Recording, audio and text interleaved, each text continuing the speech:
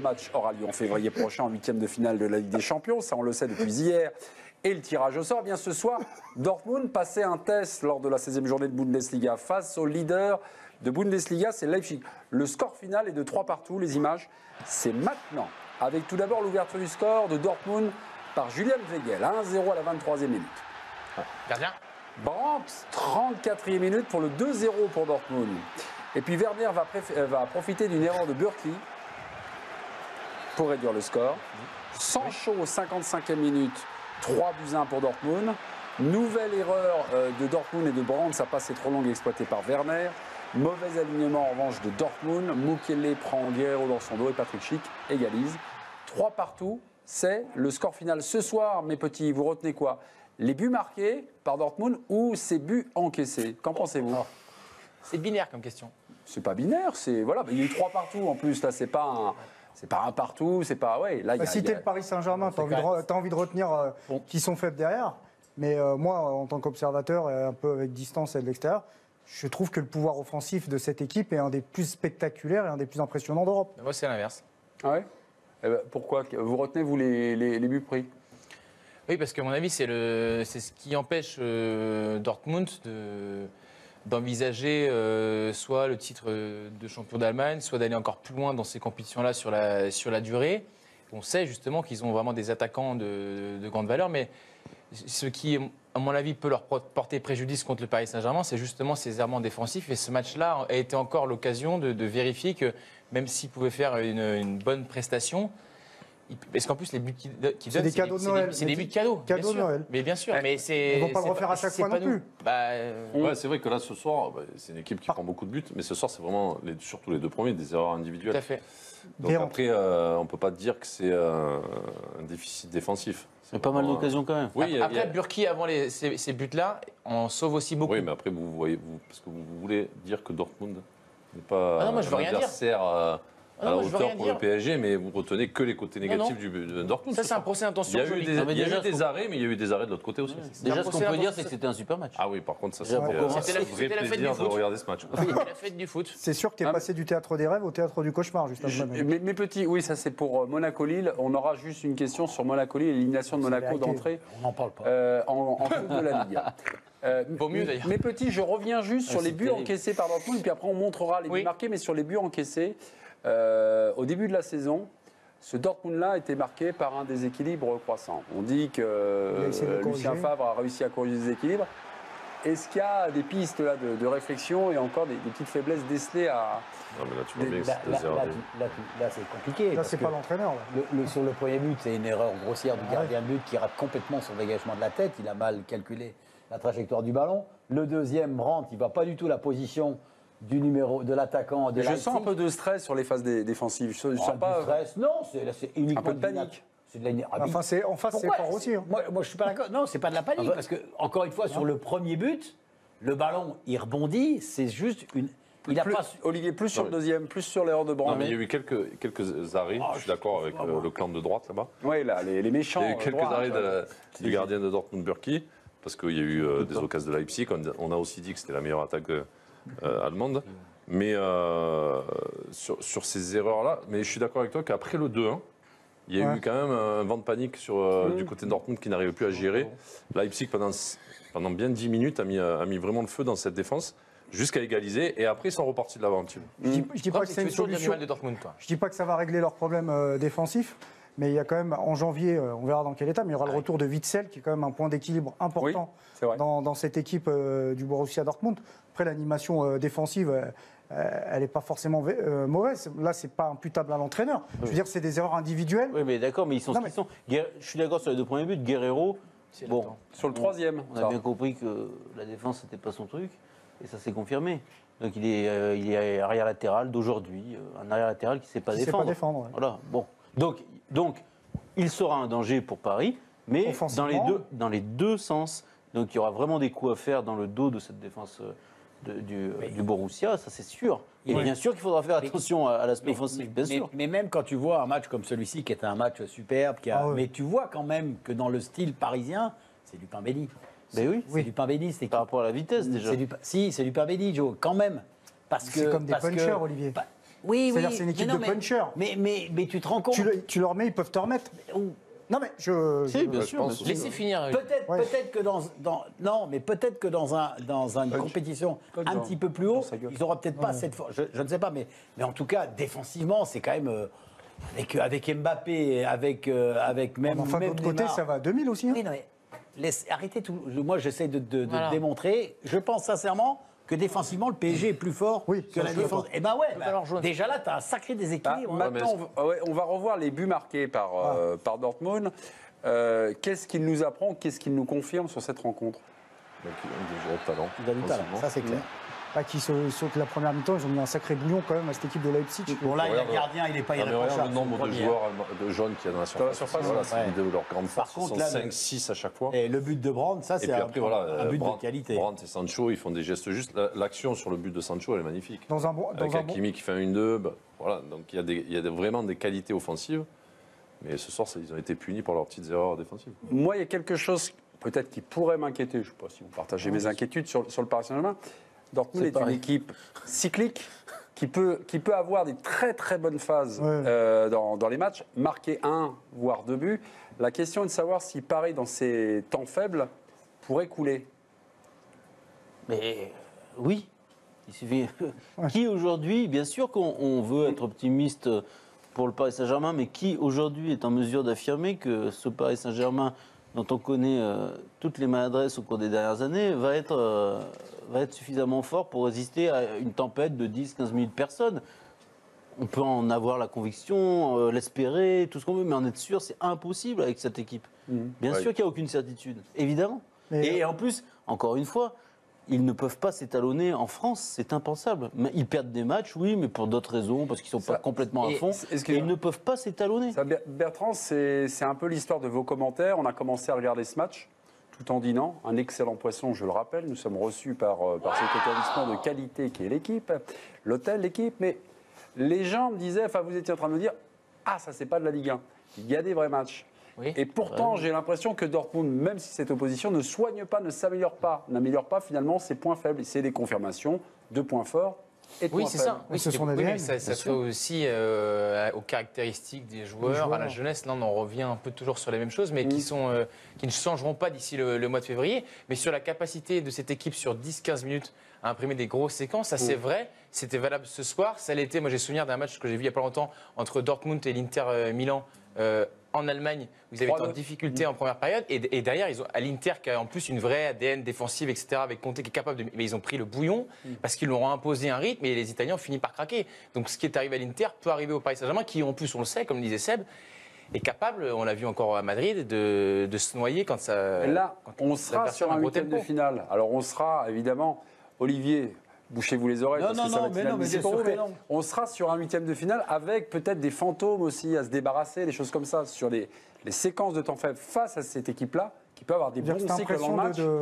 Est-ce qu'on peut aussi être un petit peu inquiet? Cette impression de tornade qu'il peut y avoir, ça peut décompenser, sur des séquences. Si on veut rester sur le côté pessimiste, on aura toujours la trouille.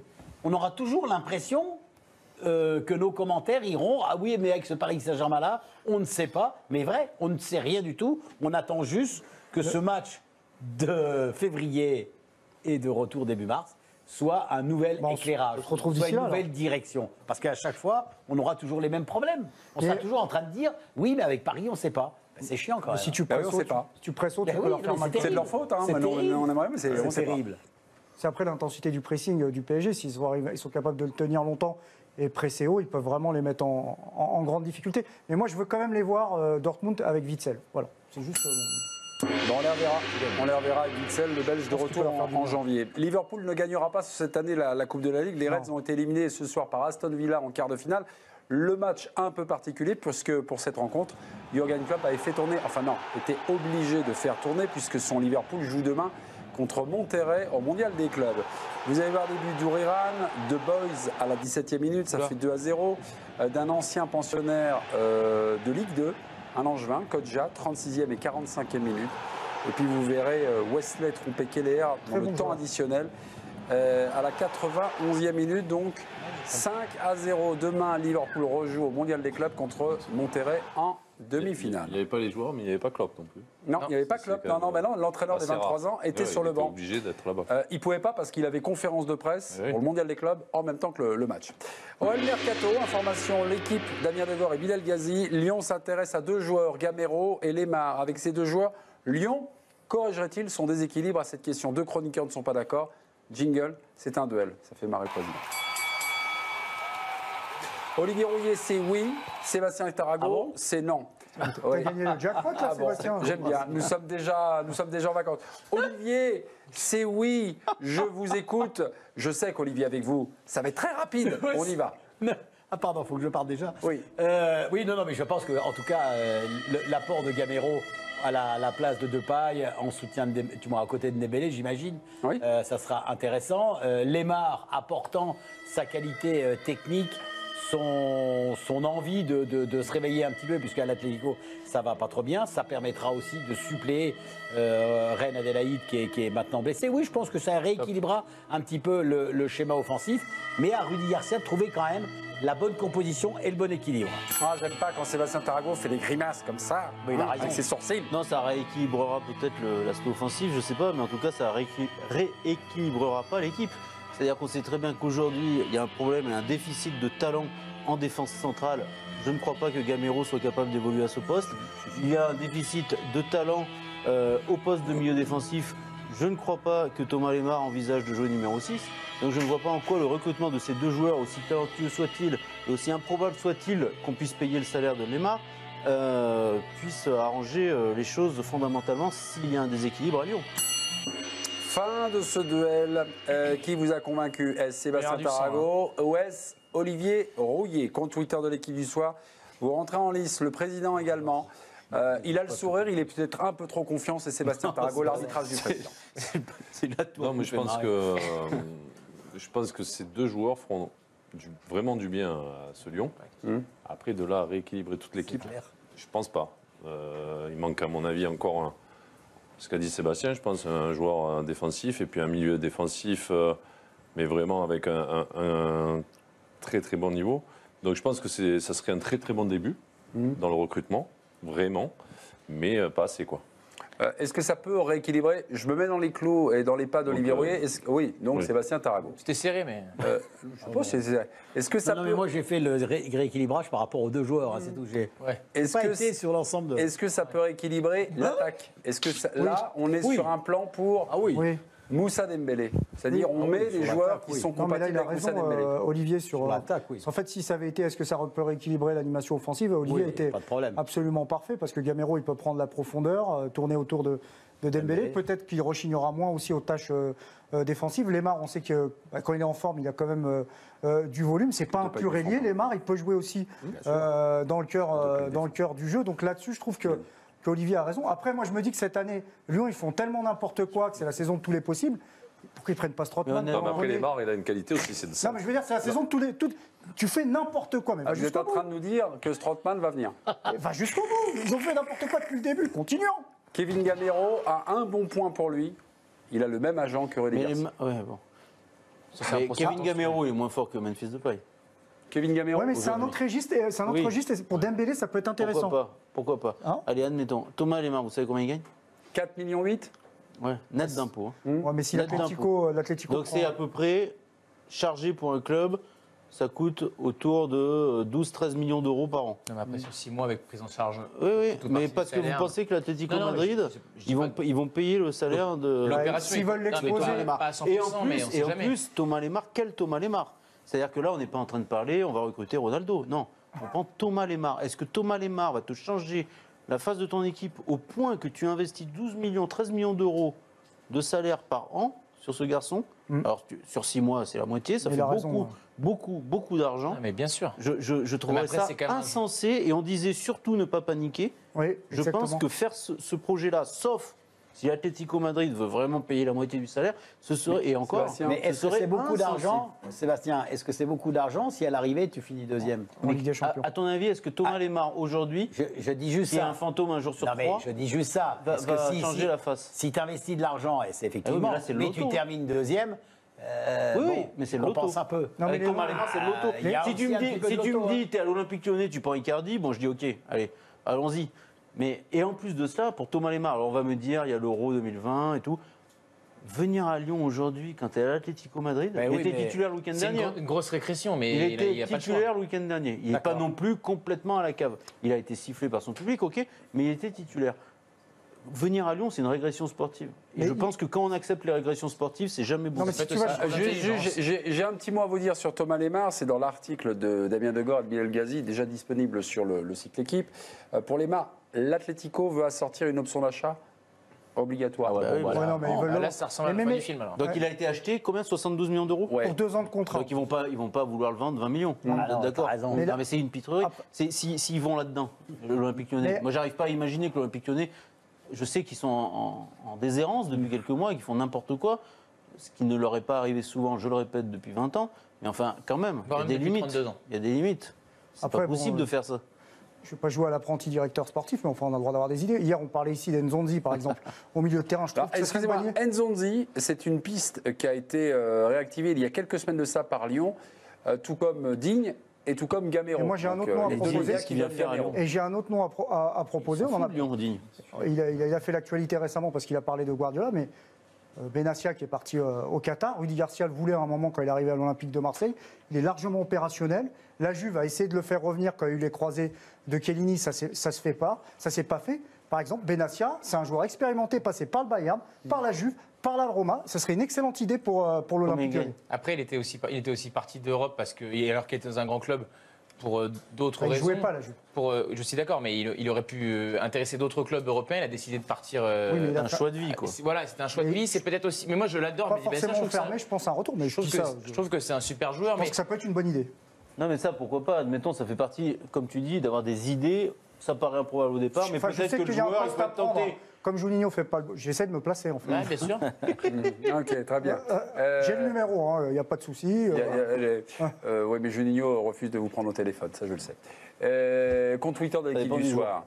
Avec les arrivées éventuelles de Lemar et de Gamero, est-ce que ça rééquilibrerait l'Olympique Lyonnais, cette équipe-là? Il a le nom. Pas mal. Franchement, bravo. Respect. Bravo, Olivier. C'est pas simple. Merci, Nabil. Depuis quand vous avez votre respect quand on perd un duel à 43%? C'est une défaite. En fait, il n'avait pas lu la question jusqu'au bout. C'est une défaite. Sinon, il ne serait jamais allé, quand même. Ok, Monaco-Lille. Tu sais ce que m'a dit Bertrand? Il m'a dit, t'as été gentil.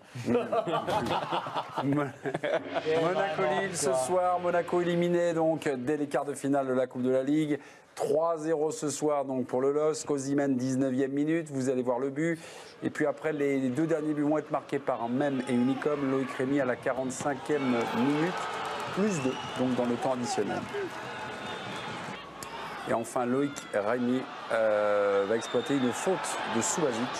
Il se trouve sur un centre de Bradaric, 3-0. Monaco a des joueurs, des bons joueurs offensifs, mais peu de résultats. Jardim viré de Monaco 2 fois en 1 an. Est-ce que pour vous, c'est crédible? Oui.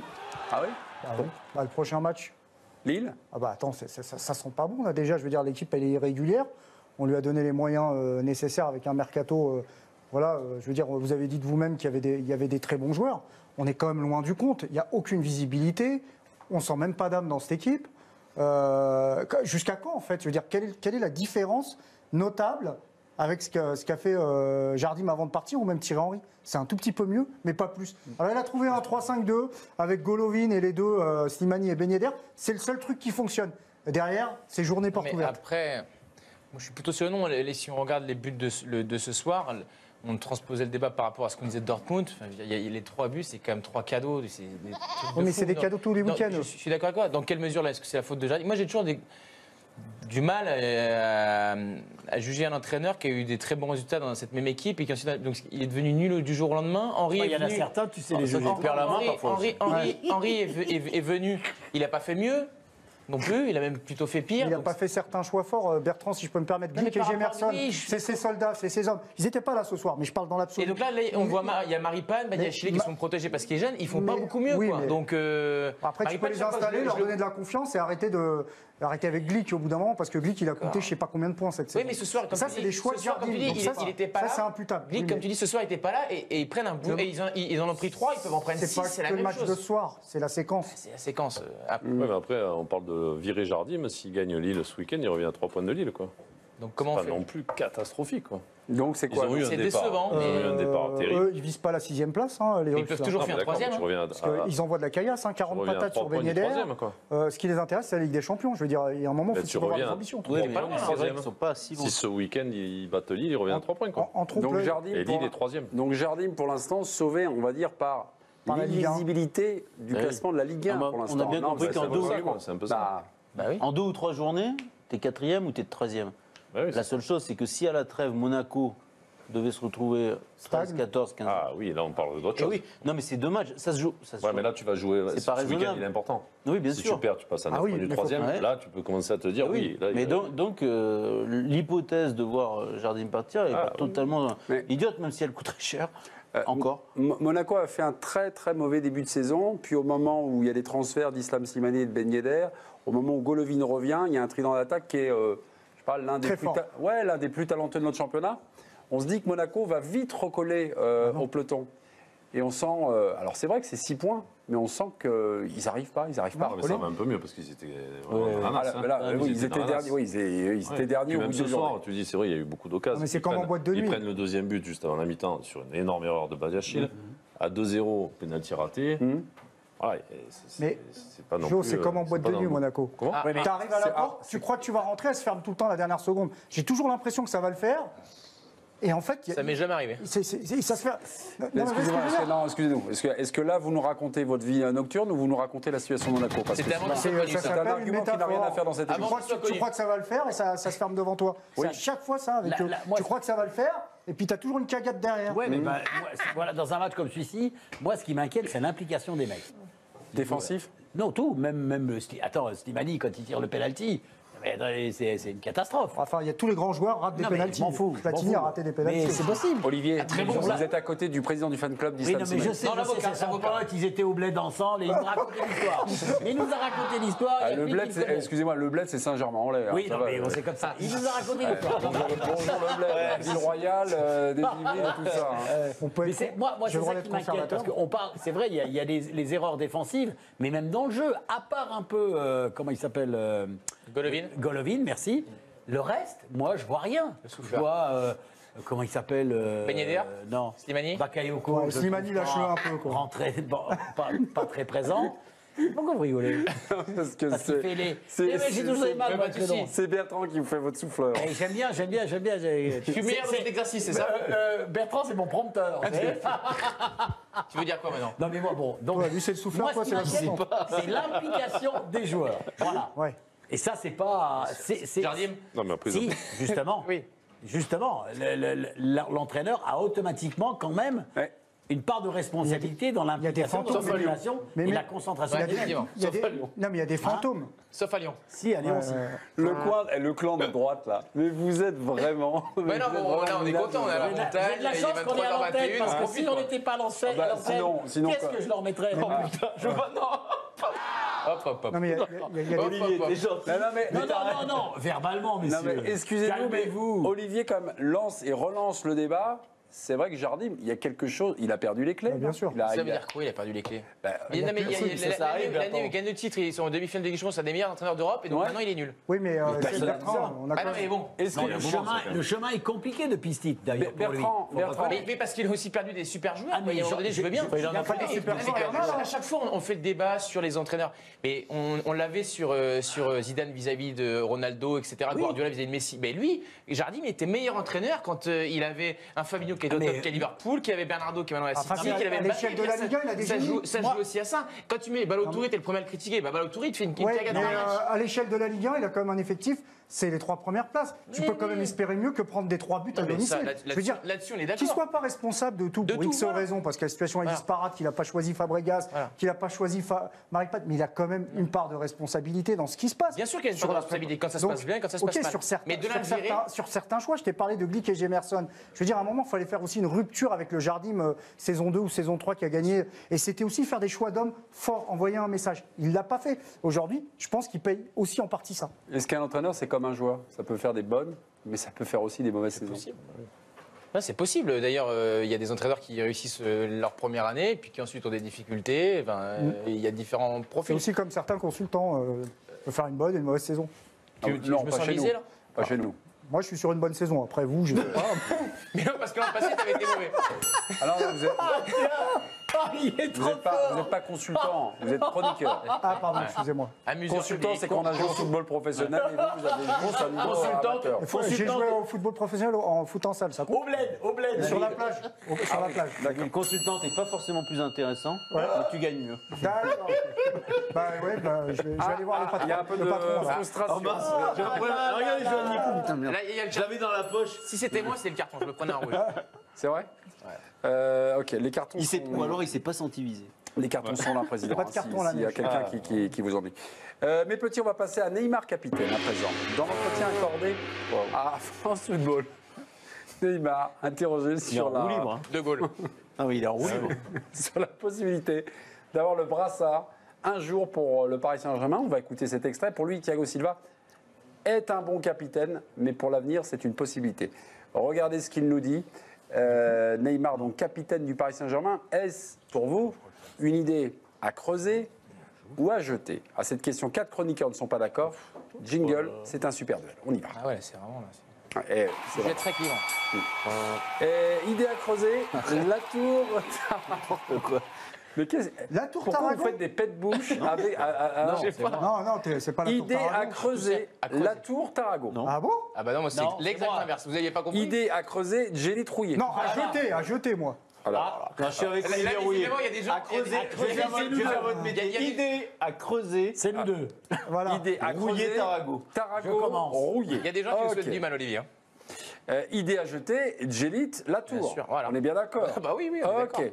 Et idée à creuser, donc rouillé Tarago. Qui commence? Ah, oh là. J'ai envie oh là. que Sébastien termine. Ah, d'accord, ok. Idée à jeter, Gélit, la tour. Qui commence? Ouais, je vais commencer. Bertrand, ça va aller très vite. De toute façon, moi, ça prend 20 secondes. Là. Il n'y a, Ah, ok. aucun souci. Ça tombe bien, t'en as 30. Donc, Idée à creuser, Olivier Rouillet. Tu vas Eh dire bien journal, oui, par idée à contre creuser parce que moi je trouve que ça serait quelque chose d'extraordinaire que Neymar soit capitaine. D'ailleurs parce qu'il prendrait ses responsabilités, il changerait de comportement. C'est un leader technique, c'est un joueur extraordinaire. Et moi j'aimerais que justement il devienne un leader psychologique, qu'il soit capable de gérer les moments compliqués de son équipe. Et il en est capable. Je suis sûr qu'il faut compter sur lui et Sébastien sera encore plus fort que moi tout à l'heure. Nabil Gélit. Déjà, je vous conseille cette excellente interview dans France Football et je cite également les propos et les paroles de Neymar sur ce qu'est un capitaine. Le capitaine de terrain est celui qui te dirige, qui crie, qui recadre ses partenaires. Mais ça, c'est pas mon profil. Je parle assez peu pendant un match, ou au contraire de Thiago Silva, qui est un monstre sur le terrain, un véritable animal. Lui, il parle avec tout le monde, il joue bien, c'est un vrai capitaine. Donc j'ai l'impression qu'il est en train de nous expliquer que c'est pas un capitaine. Donc je voulais que je réponde l'autre, moi. Sébastien Tarago, prenez la main, vous êtes avec Olivier Rouillet. Non, mais je sais que Nabil et surtout Bertrand n'ont pas confiance dans l'être humain. Même pas après l'intervention de Memphis Depay face au public lyonnais. Je citais un exemple, je pense que c'est un parfait exemple. 2 secondes 73 pour la partie La Tour Gélit. Poursuis la lecture. Non, mais je vous conseille encore une fois ce France Football dans les bacs et dans les kiosques. C'était l'instant promo. Rappelons que Nabil Gélit œuvre parfois du côté de la rédaction de France Football. Une idée à creuser, Neymar capitaine, oui pour Sébastien Tarago et Olivier Rouillet, Désolé, non pour Nabil. Bertrand Latour. Et Nabil Gélit, compte La Twitter de l'équipe du facilité. soir, le Ah non, président mais- est à mes côtés. Le président, votez qui là, Non, dans ce duo? Je pense que c'est À creuser. plutôt à creuser. Non, parce que je pense que tu n'as pas forcément besoin de parler sur un terrain pour être capitaine. Tu peux aussi avoir un joueur qui parle peu, mais qui parle dans le vestiaire aussi pour amener. Et je pense que Neymar, ça serait une vraie responsabilité à lui donner le brassard. Et par rapport, on a parlé de Depay. Nabil disait qu'il ne parlait pas peut-être sur le terrain, il n'aboyait pas. qui le dit, Mais tu n'as pas forcément besoin de ça. Par exemple, Messi, je ne pense pas que ce soit quelqu'un qui crie beaucoup sur le terrain, mais par contre, quand il fait quelque chose, le fait d'avoir en plus le brassard, ça amène les autres avec lui. Quoi. Mais la Je trouve que question, ça c'est serait pas une vraie celle-là. idée, quoi. C'est est-ce qu'il veut porter le PSG? Si c'est le Brésil, il le fait. Moi, mon interrogation, parce que là, j'ai pris son extrait pour gagner le duel, évidemment. Je suis malin et stratégique. Mais la question, moi. non, mais je le dis, je m'en fous, Tu j'assume. as raison, Nabil. Moi, ma question, c'est pas tellement de savoir. Je pense qu'il peut être capitaine. Il le porte évidemment. déjà, le PSG. Ah, mais Ok, déconne- non, mais mais est-ce qu'il déconne peut pas. porter. Est-ce qu'il peut incarner le PSG, en fait? Mais ça, c'est autre Qu'il chose puisse encore. incarner C'est le pas- Barça. c'est pas la même question. Ça, c'est autre chose. Ouais, mais c'est ça, en fait, pour moi, le fond de la question. Parce que quand il dit je veux être capitaine, est-ce que je veux être capitaine dans l'absolu ou je veux vraiment être capitaine du PSG? Non, mais c'est le principe du capitaine à muet. Non, mais qu'est-ce que tu veux qu'ils disent, en fait? Non, mais qu'est-ce que tu veux qu'ils disent? Là, il dit, ouais, je veux le brassard maintenant, alors que c'est Thiago Silva qui l'a. Et il ne peut pas dire ça. Non, mais je réponds à Il dit, par contre, voilà, on a un bon capitaine. Il ne va pas dire non plus que son capitaine. Parce que moi, dans 6 mois, je ne sais même pas s'il est encore là. Il est obligé de passer le truc, mais par contre, il dit que si on lui donne, il le prendrait volontiers, quoi. Quand on écoute son interview et qu'on la lit, surtout, on voit bien que le rapport avec son club et avec la France est effectivement un peu particulier. Ah oui. Il émet, à travers quelques réponses politiquement correctes, quelques réserves quand même sur l'amour qu'on peut lui porter, et en France globalement, et même avec son club. Il dit, je l'espère, en réponse à une question sur ce thème. Mais je pense que c'est un garçon qui, si on lui manifeste un acte fort comme celui-ci, peut le prendre de manière très positive, parce qu'il a beaucoup de défauts, mais c'est un affectif, ça c'est une certitude, et que ça peut éventuellement l'amener à évoluer. Et le bonifier aussi. Aujourd'hui, le Conseil t'es des... d'accord? Oui, je suis d'accord. Ah ben voilà. Ah, mais c'est un 3 contre, Donc c'est un 3 prévenu. contre. Mais le je vais gagner le succès duel. ne sera que plus beau. Mais tu sais, on a le droit d'être... Pas grave, le crack. On a, C'est pas beau, c'est pas grave. on a le droit d'être honnête intellectuellement. Ah bah oui, oui, non, mais je veux dire, c'est des choses qui arrivent aussi. Ça s'appelle raison. une Tout à ton honneur. Ça s'appelle une Grégory Schneider, ça. Mon petit Nabil. Changer de camp. Mais j'ai pas changé de camp. Moi, j'apprécie Bertrand, il n'y a pas de souci. Oui, mais lui moins. J'ai l'impression qu'il me lâche un peu là. Le Conseil des sages aujourd'hui, donc du côté du Paris Saint-Germain, quelques joueurs comme ça qui sont là. Il y a Marquinhos, il y a Verratti, il y a Thiago Silva, il y a Mbappé, il y a Cavani. Il n'y a pas Neymar. Je pense que Cavani est vachement écouté en plus en ce moment. mais c'est normal. Vu ce qui s'est passé au cours des derniers mois, vous vous doutez bien qu'il y avait d'autres choses à régler avec Neymar que de l'intégrer au comité des sages. Après, récompenser un joueur qui a voulu quitter le club. Mais c'est pas récompensé. Memphis Depay, est-ce qu'il voulait rester à l'Olympique Lyonnais? Non. Non. Mais vous allez me dire, oui, ça c'est moins su. Mais attendez, Neymar, lui, il n'a jamais dit officiellement, je veux partir, c'est un club pourri, etc. Non, je veux dire, c'est exactement les mêmes cas. Est-ce que Neymar, il restera, je sais pas, est-ce que Neymar, il restera 10 ans? Pas forcément non plus. Et l'exemplarité, mais c'est pas grave. Sébastien. C'est pas grave. Ah, ok, mes petits, dans quelques minutes, le résultat de ce super duel, on fasse 3 contre 1. Mais non, mais moi, j'ai pas changé d'opinion. On Je ne vois reviendra pas avec capitaine un du PSG. Barça Real demain à 21h. Est-ce toujours le match de l'année? Allez, et un Micoulatour, vous le voyez. C'est peut-être celui un duel peut-être intense de skieurs.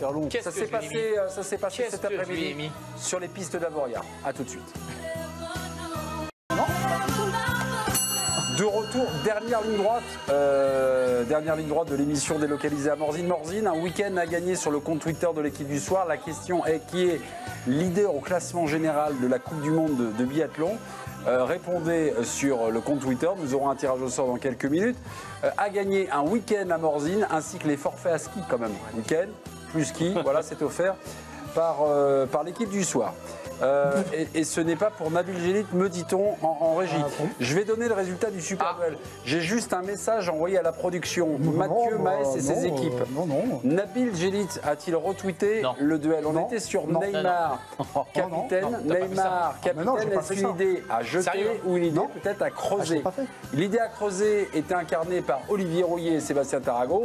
Il la jetait.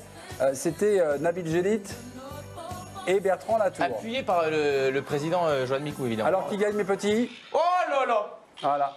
T'as pas besoin de retweeter quand c'est comme ça. Qu'est-ce qu'elles sont 67 à 33. Un triomphe, Olivier. Merci beaucoup. Je suis déçu. Franchement, je les ai trouvés bons. Non, je suis déçu. Franchement, je suis déçu. Les gens comprennent rien. Non, c'est pas grave. C'est pas On grave. pourrait aussi de remettre en question, Olivier. C'est une bonne idée pour 2020. Mais c'est cela Je te même. laisse réfléchir. Alors, s'il y a une question à voir, ma petite chatte, c'est peut-être chez toi qu'il faut regarder. Hein. Je peux rien dire, mais bon. Quel humour! Les masques tombent, le réveillon a Les peine mousquetons commencé. aussi. Barça Real, mes petits, c'est demain à 21h. Un match comptant pour la 10e journée de la Liga. Est-ce que c'est toujours pour vous le match de l'année? Oui, tous les jours. À tous les jours. Exceptionnel. Bah oui, parce que de toute façon, faites le tour de tous les championnats.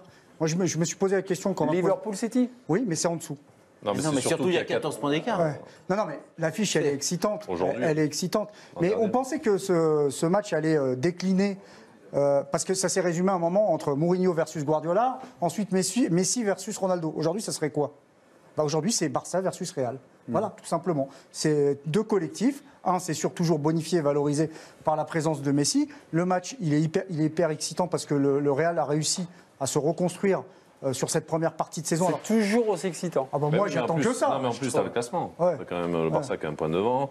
Ou Il y a ex aequo, égalité, oui, parce que j'ai Là, oublié c'est l'égalisation Benzema de contre Messi, Benzema. Donc, tu as deux équipes ex aequo. Là, tu parlais de City-Liverpool. L'an dernier, oui. Peut-être il y avait match. Mais cette année, il y a 14 points d'écart entre les deux équipes. Donc, forcément, il y a moins d'intérêt. Mais là, c'est celui-là, Benzema. ça reste un match particulier. C'est Benzema contre Messi maintenant, Jo. On n'est pas loin. 12 buts chacun, ils sont à la même table. Bertrand Latour. Je trouve qu'il n'y a jamais match avec d'autres rencontres dans d'autres championnats parce que celui-ci, je trouve qu'il est davantage sacré. En Espagne, c'est un championnat où il y a un match qui ressort vraiment, c'est celui-ci. En Angleterre, vous avez énormément de matchs qui peuvent être très intéressants. Il n'y en a pas un qui ressort plus qu'un autre. Le derby de Manchester, c'est fantastique. Liverpool contre United, c'est fantastique. La rivalité sportive depuis quelques temps, Liverpool-City, c'est fantastique. C'est très difficile d'en ressortir un ou de se mettre d'accord sur un. En Espagne, il y avait quand même l'Atlético à un moment. Oui, mais il y a moins cette saison. Ouais, mais c'est pas pareil. L'Atlético était là. C'est pas pareil. Par rapport à l'histoire, si tu as décidé que c'était pas pareil, alors c'est pas pareil. Mais je parle en mon nom. Après, on a le droit de pas être d'accord. C'est le principe de l'émission. Ça fait 2 ans que City-Liverpool, c'est une vraie affiche. Oui, voilà. Oui, exactement. mais le foot, il y a aussi une histoire. Il y a aussi un passé. Il y a aussi une opposition. Ben oui. Non, mais je suis aussi là pour. C'est vrai que l'Atlético, le Real, il n'y a pas d'histoire. Séville, je pense qu'il n'y avait pas d'histoire. Oui, c'est vrai que tu peux dire que le derby de Séville est plus intéressant que le Barça-Real. Tu as le droit de le penser, ce n'est pas mon avis. Ouais, mais on est d'accord. Mais bien sûr. C'est le sel de cette émission d'ailleurs. On n'a pas le même avis.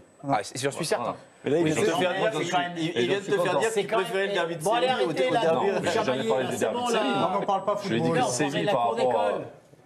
C'est la tour d'école surtout. Sébastien Tarago. Toujours avec son Angleterre, il y a plus de clubs. Mais non, mais ça n'a rien à voir. Ne peut pas rentrer dans le débat. Je préfère le championnat espagnol. Je préfère le championnat espagnol. Ça reste le must? Bah oui. Excusez-nous, rouge pour Bertrand Latour. Voilà. Est-ce qu'ils vont trouver la prison? Mais oui. On a la prison, regardez, attention, main sur les barreaux. En prison. Bertrand Latour et on y va. Main sur les barreaux, Bertrand. Bien sûr. Voilà, les barreaux. Merci beaucoup. Sébastien, Barça-Real, ça demeure toujours le must.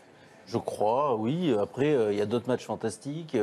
Et en Angleterre, en Allemagne, selon les saisons, il y a des matchs extraordinaires et des rivalités extraordinaires.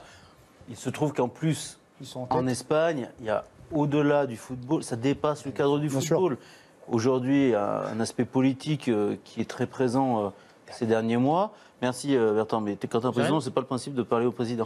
Et il y a un aspect politique très fort ces derniers temps, avec des excès bien sûr aussi, mais cette dimension politique existe depuis toujours, et ça rajoute à mes yeux une force et une puissance à ce derby-là. Enfin, d'ailleurs, c'est pas un derby. À ce classique-là. En tout cas, à ce classique-là. Et je pense qu'à ce niveau-là, je ne suis pas sûr qu'il puisse y avoir de rivalité profonde. Mais qui est le favori, par exemple?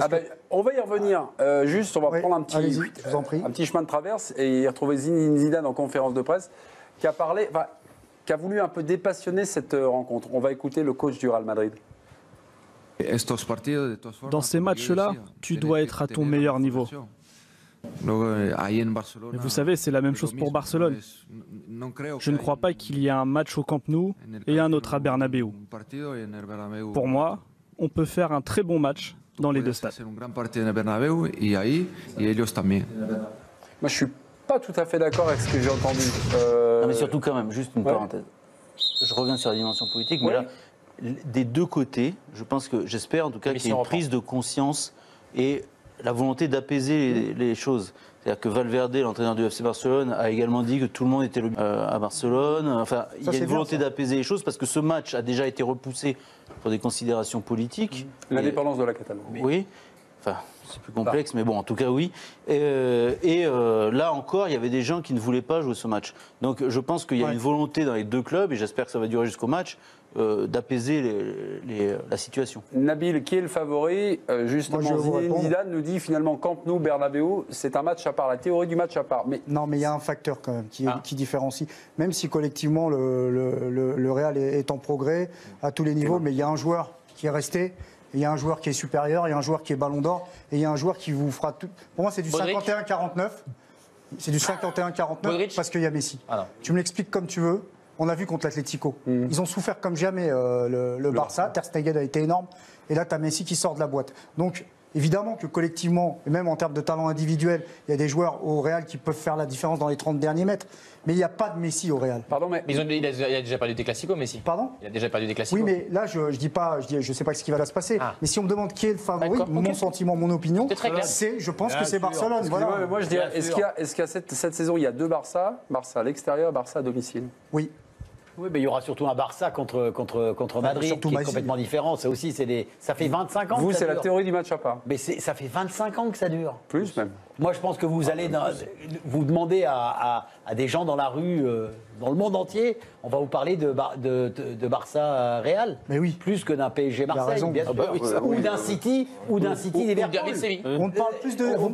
On vous parlera automatiquement. Non, mais il faut Tu vas en être clair. prendre une, toi, pour finir. Il faut être Parler clair. de derby de Séville, personne. Parce Il y a que vous, c'est il y a que vous deux. Barcelone-Madrid. Et c'est les deux clubs les plus prestigieux au monde. Vous avez pu dire ce que vous voulez. Donc ça reste toujours un moment à part. Et en Angleterre, c'est le un match à part. Et vous le savez très bien, le match le plus broadcasté au monde en Angleterre, Ça veut dire quoi? c'est pas Liverpool City, c'est Liverpool-Manchester United. Le match le plus regardé au monde avec Barça-Real, c'est le match le plus diffusé dans un maximum de pays.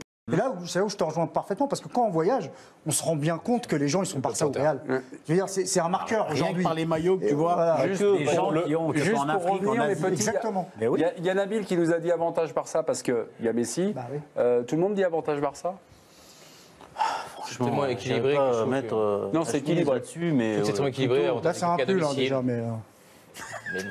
Sois précis, s'il te plaît. Tais-toi donc. Ah bon. Jo non plus. Enfin, c'est 50-50. Non, l'argument de Nabil est valable. Hein. C'est vrai que forcément, avec ce joueur au Barça, tu as tendance à dire qu'il y a un léger avantage. Oui. Ok. Après, le Barça, il y a des défauts, on les a repérés. C'est une équipe qui est collectivement moins aboutie, qui a Ter Stegen multiplie les exploits. Donc, c'est vrai que c'est pas le grand Barça, c'est le FC Messi. Sur le plateau, il y a le derby de Séville, extrêmement commenté, mais il y a surtout la case Mikou Latour. Ah, ça va être honteux là. Hier soir, sur le plateau de l'équipe du soir, Bertrand Latour et Johan Mikou s'étaient donné rendez-vous sur les pistes de ski. Si, je m'en souviens. Je crois que nous avons l'élément, Régie, si ma mémoire ne me fait pas défaut. Ça va être On honteux. va regarder cet élément. Quel est le meilleur skieur du plateau? Du plateau Ouais, Le meilleur skieur du plateau. C'est la tour. C'est moi. C'est moi. Le meilleur skieur du plateau repas, c'est moi. J'aurais pu faire moniteur, je l'ai déjà dit. J'aurais pu faire moniteur. Toi, tu peux faire le foot, moi, je sais faire du ski. Chacun son truc. Moi, je pense que c'est l'animateur. C'est Bertrand, je pense. Le mec, s'il fait du ski, il a dit je pouvais finir moniteur. Le meilleur cascadeur, Si j'étais pas venu à la capitale, j'aurais fait moniteur. Ok. Je crois que le gant est jeté par Bertrand Latour. Alors, Mikou Latour, qui est le meilleur skieur du plateau, on vous a arbitrairement un petit peu mis de côté, mon cher Nabil, parce que le plateau repas, c'est moins. Je suis comme Trotsky en 17, j'en ai trop fait. Quoi. Ok, mes petits. Le premier concurrent aperçu aujourd'hui sur les pistes de ski du côté d'Avoria, c'est Johan Mikou. Johan Mikou, on va regarder. 46 ans, 1m88, 93 kilos. 1m87. Les kilos, ça va plus. Pas mal, franchement. Un peu haut les kilos. Regardez son style sur le domaine skiable d'Avoria. Arrête comme un piqué. Il est calois d'origine. Pas mal, hein, franchement. Voilà. On est là. Voilà, regardez la technique. Des louches. Voilà. J'ai beaucoup aimé la règle. Il est plutôt facile. On va d'abord noter la performance de Johan Mikou. Vous avez vu un peu son style. c'est ça, Là, on était- Ah bah oui, oui, bien sûr. on était dans, Ah oui, on était d'accord, dans on est une vraiment dans intensité. l'esthétisme Sur le pur. style habillage à l'américaine et on y va. Ah, C'est parti.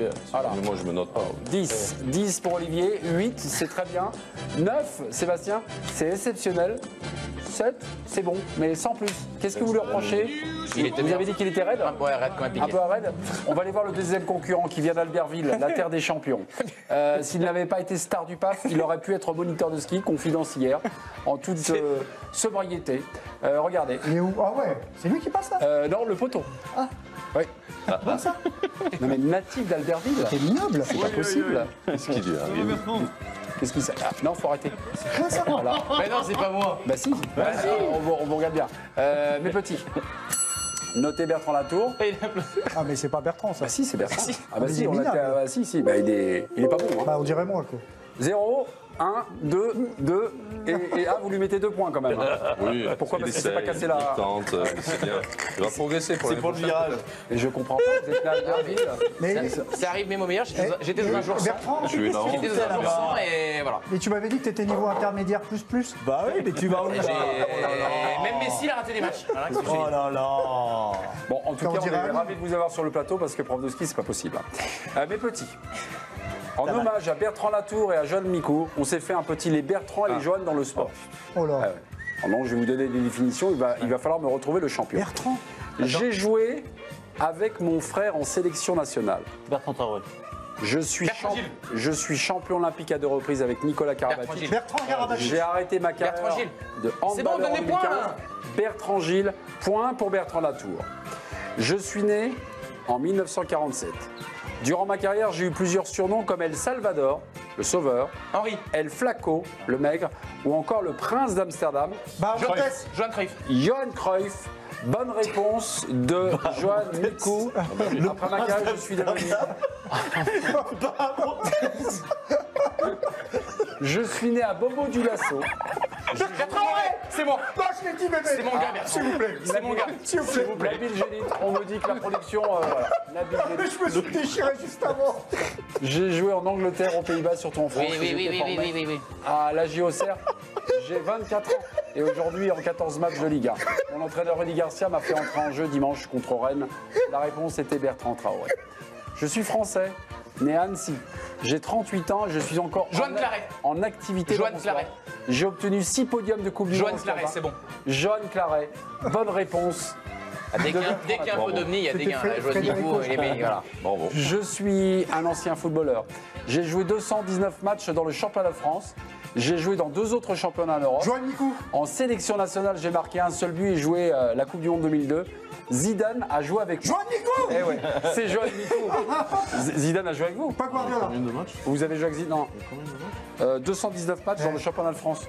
Ouais, en Ligue 1. C'était plus? Bon, mes petits. Hop, le tirage au sort, mes petits. Hop, très rapidement. Un point sur le quiz, peut-être, non? Un point sur le quiz. Non, juste par. Ah ouais, j'avais pas vu. Ah merde, j'ai tiré déjà. Oui, bah, allez-y. Pour gagner le séjour et le week-end à Morzine. Hop. La montagne, ça me gagne. C'est Najim Soffolk. Najim Soffolk, on vous embrasse mes petits, on vous souhaite bon courage demain pour la cérémonie des micros d'or et on embrasse tout le monde du côté de Morzine avec un accueil de mieux en mieux chaque année mes petits. Il faut revenir. Donc on viendra, non, Il faut on vous revenir. embrasse, merci de votre gentillesse. Allez, et les micros d'or, c'est demain. Je vais On vous vérifier embrasse quand même. et à demain. Je vais vérifier ça parce que 219, 219.